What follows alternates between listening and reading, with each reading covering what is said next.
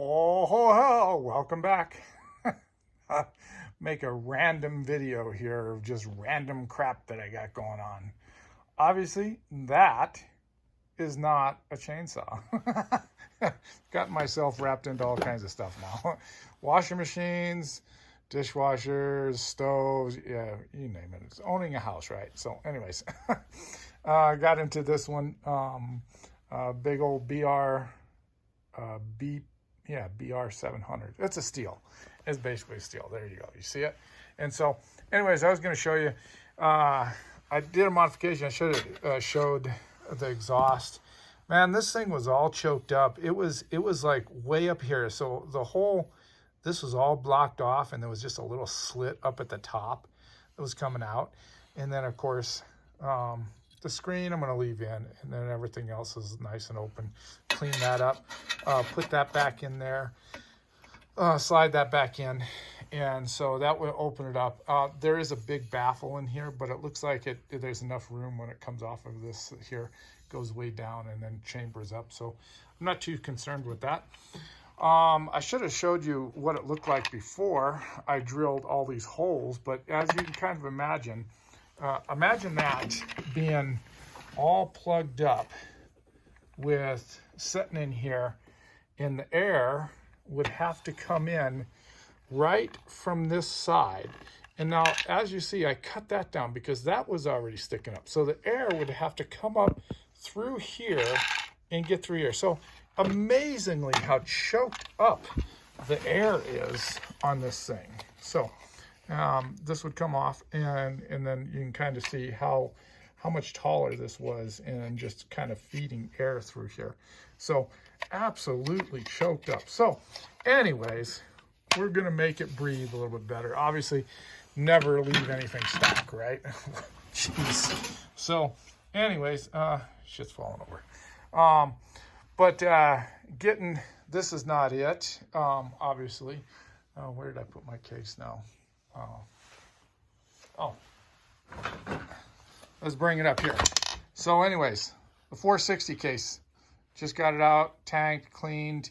I think my Purple Power juice in my Sonic cleaner has finally bit the dust and is not working very well. Of course, this is probably gone through about at least a half a dozen really dirty saws and me just throwing a bunch of stuff in there. Anyways, there is movement in the bearings. So the bearings are toast in there, but the crank looks good, yeah. No bluing, no nothing, so it's just good. But the bearings are toast. It wiggles up and down. It really wiggles up and down. But anyways, got that cleaned up fairly decently. And so it's about on the last legs of being done as far as the go juice in there. So obviously I have, this is one of the dirty saws, another turd saw here in this lot, along with the 200T. I got these I got two of them, 361s. And so we're gonna do that. And anyways, here's the cylinder. Unfortunately, this cylinder is actually really nice looking. It shows a little signs of scratching, not much, but that could be easily honed out, like it basically ingested something, but it was saved. The only unfortunate thing with this thing is that even though it's as nice as it is, somebody stripped out the plugs, put a Healy coil in there, and when it took the plug out, the Healy coil came out with it. So unfortunately, this cylinder, and I don't know if I'm going to get to doing it or just get a new cylinder. I haven't made up my mind if I'm going to try to reseat a Healy coil in there, unfortunately. But another thing on the 460s that probably is, you know, I don't have the front cover, actually. The front cover wasn't on there.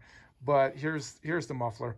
Of course, the inside, you can kind of see that, which isn't bad, right? You know, that could be easily taken out, and I would do that. But on here, your exit hole, watch this, guys.